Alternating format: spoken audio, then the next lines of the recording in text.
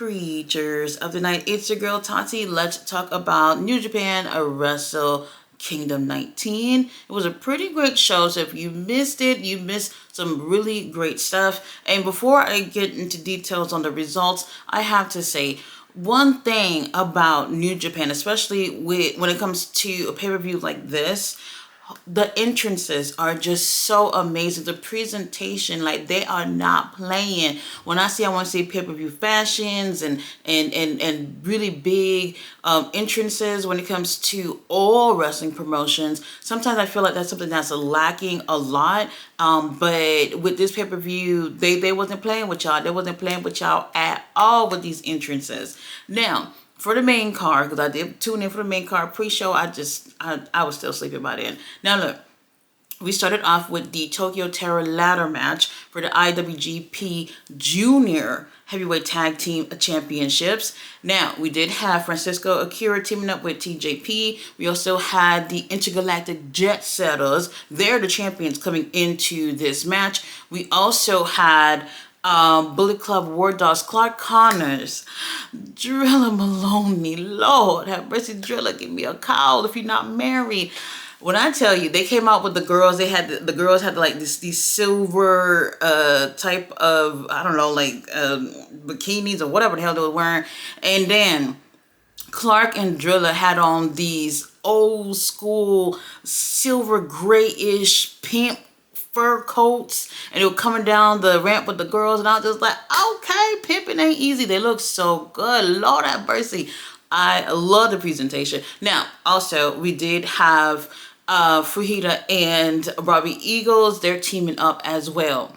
Now, for me, I'm watching this, and I said, look, if the Jet Setters lose this, then the rumors about Kevin Knight leaving and all that shit could possibly be true. I don't know. I'm not buying into all this. Losing titles doesn't necessarily mean that you're going anywhere. But that was like one of the first things I thought in terms of the rumors that's been going on lately. This was a really great way to start off the show.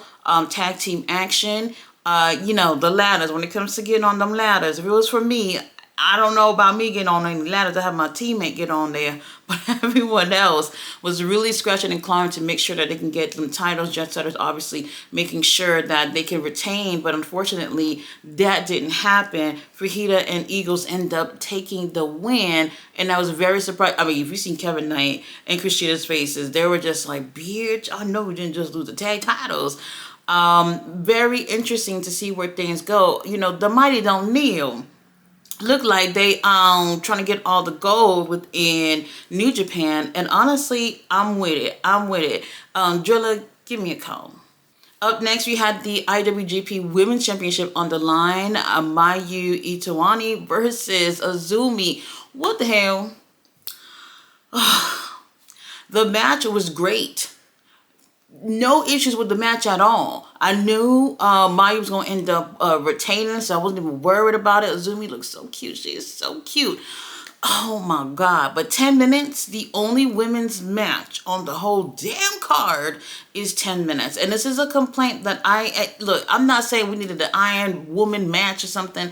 What I'm saying is just 10 minutes. And for me, I am just trying to understand, like, what is this thing nowadays when, not even just nowadays, I think it's just been like this for so long with pro wrestling, especially in the modern times now where you feel like things should be, I don't know, where women should feel more included. Just having one women's match on here, okay, fine, whatever. Y'all only doing one, I'll take it. But for 10 minutes only, and then we moving on, something about that I did not like and don't appreciate. I would assume other women probably feel the same. The guys, maybe not. And it really makes me open my eyes to thinking, when it comes to these boards, these creative teams, and all these people at the top of these promotions, they must be all men, not thinking like what women who are also fans of pro wrestling would love to see. And unfortunately, I think this was way too short on a card where these were the only two ladies on here.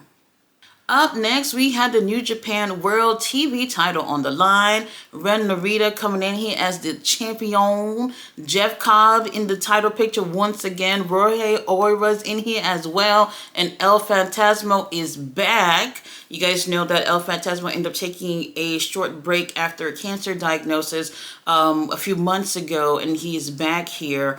In my opinion, I thought it was going back to Jeff. I'm not even gonna lie. I just have to say, the fact that all these beautiful men are in the ring, going for the ugliest title in pro wrestling right now. Something about it, I'm just like, can we change the design? This is so ugly. You guys know when it comes to the TV title, it is a 15-minute max when it comes to this title. And like I said, for me, I just felt like, okay, Jeff probably gonna get his hands on here. Or maybe I was thinking probably, but that didn't end up happening. El Phantasmo actually ended up taking a win. And I know a lot of people were feeling really happy about that, especially with him having poor health a few months back. And now he's back and he looks really great. He's moving really great. If you were to tell somebody that, hey, this person had cancer, somebody probably would not believe you with how great he looked in the ring.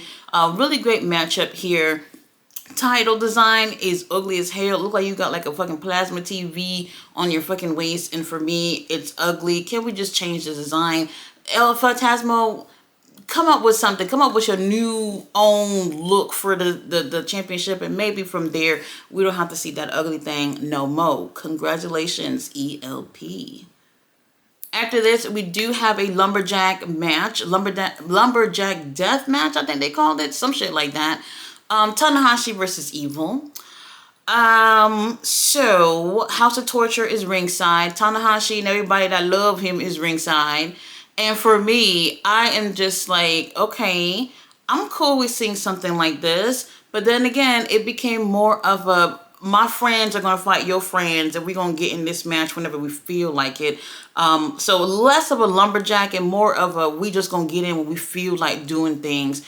And for me, I think that was a little bit of a big distraction for me. It kind of threw me off a bit because I felt like it was a little bit too much. It was giving me Death Riders vibe when it came to the interference. Lumberjacks are supposed to be solely outside of the ring, and whenever your ass get thrown out, they whoop your ass and throw you back in. And it was less of that and more of the lumberjacks pretty much just participating in the actual ring. So for me, it was whatever. I figured Tanahashi was going to end up taking the win, which he did. And House of Torture was just like, nah, man, fuck that. You taking the win, we gonna whoop your ass. They started whooping on Tanahashi, and everybody else, the whole Tanahashi entourage, were getting their ass whooped. And then here comes Shibata. Shibata came out there with a black AEW hoodie on. And I'm just like, this is just a thing, right? In pro wrestling, whenever someone runs from the crowd, we're wearing black hoodies just so no one knows it's you. Now, he comes on in there and he saves Tanahashi. But then he gets on the mic and he goes, bitch, you and me tomorrow night at Wrestle Dynasty. And I was like, Wrestle Dynasty? I don't think I could take one more match on that damn pay-per-view. I think it's 11 matches for Wrestle Dynasty later on tonight. And I was very surprised to see that they were actually adding something in. And it is so funny because prior to the show, I'm just sitting here and just thinking, I just be thinking about random wrestling shit all day. And I was just like, Shibata probably got on the plane with everybody else is just like, you know what, y'all going over there, might as well go home and spend some time over there too. And here he is. He did go to Japan, but he's going to be on the match with Tanahashi. Do I want to see that? Not really. President Tanahashi, no. Now, after this, we do have the IWGP Junior Heavyweight Championship on the line. Doki, who is the champion, versus El Desperado. And when I'm telling you, the presentation, once again, of these entrances was just... I was looking at Doki's entrance with my mouth open the whole time, like, holy shit, like... I'm telling you, and this is another thing too, especially of, you know, other cultures. They seem to have like such interesting cultures, and I love when they incorporate that within pro wrestling. And then you go to America and they're not doing a damn thing or whatever. And it was just so beautiful to see these entrances. Once again, I was mind blown. However, the match didn't even last, not even 10 minutes. when the referee had to stop the match because Doki, who was going from a dive from the top rope onto El Desperado, who was outside of the ring, ends up landing on, hitting that arm and breaking it. If you go back, they don't focus on it too long, but a couple of seconds, you can see like the separation of the arm, like the bone, not sticking out of his flesh, but like it's sticking out and you can tell it's not where it should be. So it just kind of looked like there's a big lump over on the side of his arm. And then they move the camera and the ref goes for the X and then they stop it. And the look on El Desperado's face, he looked devastated. Even when he ended up walking out with the title, it just was, it's one of those bittersweet things where it's just like, I want it, but like not like this. I didn't want it to win it like this. And man, it looked bad. And I speedy recovery for Doki, because I don't know if he was booked to retain or not, but the way that ended up happening, nobody wants that. You know, you're coming in there, the way you come into the ring is the way you want to leave, and unfortunately that was not the case for Doki. So speedy recoveries. Up next, we had the IWGP Global Heavyweight Championship on the line. I feel like there's like 60 million titles over there. I'm not even gonna lie. We had Yota Shuzi versus David Finlay, who comes in there with the title. Now, I'm not even gonna lie. For me, I'm just like, I wouldn't mind Suji winning this. Suji was not playing with David, and I think David underestimated him, and that right there ended up costing him the title.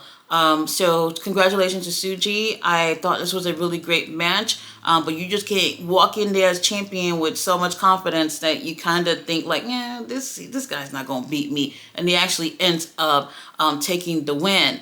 After this, we had Naito, the teacher, versus the student, Takahashi. And let me just say, this is probably one of the better matches that I've seen from Naito in the past year or so. Naito and them knees are cooked, okay? They're absolutely cooked. However, he still goes out there and he does his best. So that right there, I actually do appreciate. I wasn't expecting too much here, but I think he looked really, really great tonight in comparison from some things that I've seen him do much recently. Takahashi really looked like he wanted that stamp of approval from Naito by end up taking this win, and unfortunately that just does not end up happening. Naito ends up taking the win. Was it necessary? Probably not. But still a really great matchup here. And I think the chemistry of that teacher-student thing that they got going on is what really helped Naito look really great here. So matchup, not so bad. Now, I don't even remember when this ended up happening in terms of order, because I'm trying to go off based off of memory here. But Takeshita, Lord. Takeshita, oh my God, this man, like the entrance, that's one thing, was just absolutely amazing. He comes in there with the AEW International title. Uncle Don was there too. Uncle Don was wearing new shoes, okay? He had on like a maroon, burgundy type color suit. He looks great, rocking the baldy as usual. And Takeshita, he comes out there in that entrance and he just looks like a mega star. Tony Khan, don't fuck it up with him. Lord, oh my, I'm telling y'all, he looks like a fucking star. He comes on out there. He goes on to have his match with Shingo Takagi. And it's amazing. These two together look so amazing. They're so big. They're so big. And together, I felt like they have really good chemistry. Now, Takagi comes in here with the never open weight championship. Both titles is on the line, right? Is it both, or was it just a never weight open title? Whatever. Whoever wins. And for me, look, I was hoping for Takeshita, but at the same time, I was just like, if Takeshita have two titles, will this be too much for him? I don't know. But Takeshita actually ends up winning. Definitely, I would say, second favorite match of the night. Takeshita wins, and to see him stand there with them two titles, it goes to show, like, I know a lot of people got a little bit impatient in terms of Takeshita in AEW, and even Takeshita had comments about him not achieving things that he thought that he was going to achieve moving to the US and being part of AEW. And here it is, 2025, sure, but he has 2 titles on him right now. And you know what? Patience is key. And sometimes I think the fans and even wrestlers, we forget that it's a journey to get to some of these things that we're trying to get to in terms of holding titles. So it took a little bit of time, but here he is, double champ, and I can't wait to see what ends up happening with that. Now, what happens in terms of this AEW International title, I don't know. However, it makes sense for him to also hold this title as well, since he's still going to be wrestling internationally, at least as he's champion with the international title. Congratulations to Takeshita. Main event, a really long main event, damn near 45 minutes from the bell to the bell, okay? We had our main event here for the IWGP World Heavyweight Championship. Champion, Zack Sabre Jr., Lord have mercy, he had that new cute little jacket he was wearing earlier. It's so cute, so cute. Shota Umino coming out there riding in the bike. And then he comes, do his typical entrance, whatever. I'll never forget it. When whoever it was that said he looked like Evel Knievel, like, I can't erase that from my mind anymore. So every time I think Shota Umino, all I see is just Evel Knievel, whatever. Anyway, damn near 45 minutes. I think I read it was 43 minutes because I was keeping track of the time. I was just like, well, how long is this going for? Look, really great chemistry. However, Shota Umino, he is hungry. He is hungry to be recognized as one of these up-and-coming stars who's going to be possibly even the face of New Japan in the future, which I'm pretty sure is going to end up happening. As of late, he's been getting boos. I don't know if people's not interested in him, like how the company would like for them to be interested. Him and his relationship with Jon Moxley has gone sour, and that also took a hit with his career in a sense because of his affiliation with Jon Moxley and Renee Paquette basically being his parents. The fans pretty much turned on him despite him being a complete total babyface simply because of his relations with Jon Moxley and him being part of the Death Riders, what they did to Danielson and the havoc that they reckon over there in AEW. So now this is one of those things where it's like, even though I felt like he wasn't going to win anyway, which he doesn't, it's one of those things where he has to prove himself, because not every time that you lose that you come out a complete loser. You know what I mean? So it's one of those things where it's just like, you are going to have to give your very best against Zack Sabre Jr. Despite we know when you're going to lose, but people, for the naysayers to shut the fuck up about you and receive you the way that we probably should. He gives a really, really great match with Zack Sabre Jr. for me, match of the night, and that's what it should be when it comes to a main event.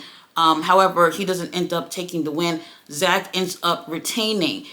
Tomorrow night, Shota has a match with Claudio Castagnoli. Now, I don't care what anybody say. If it was me booking the damn thing, it would have been Shota versus Wheeler Yuta if it was me. Now, Zack Sabre Jr., they just confirmed, I just saw a couple of minutes ago, New Japan did confirm that the main event for Wrestle Dynasty is not Gabe Kidd versus Kenny Omega. Boy, Kenny Omega, Lord have mercy. It's going to be Zack Sabre Jr. versus Ricochet, which is very interesting because I don't think that the title is on the line. I understand Zack Sabre Jr. is the champion, but if the title isn't on the line, I would have actually gone with Kenny Omega versus Gabe Kidd. Zack will understand. He'll understand. So for me, I was surprised to hear that Kenny is not going to be in the main event, but whatever. We're getting the cleaner back, so that's okay. So for those of you who want to watch Wrestle Dynasty, I will be doing a watch along after Collision. So the Wrestle Dynasty pay-per-view does start at 11 Eastern. Yes, 11 Eastern. And it's going to be a pay-per-view where we have wrestlers from AEW, New Japan, Stardom, Ring of Honor, and also CMLL. CMLL, they're not really even in it. They really aren't.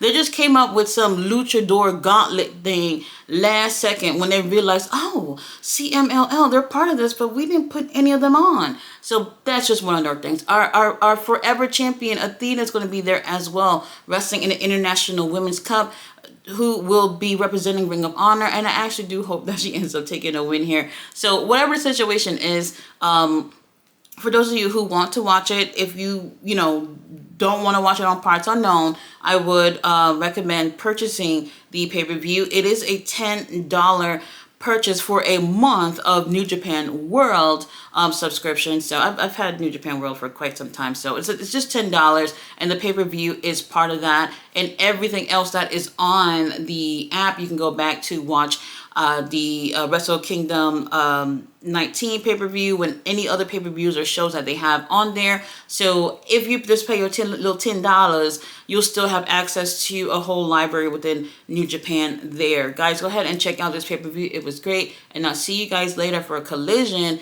and for the very first Wrestle Dynasty. See you guys soon. Bye.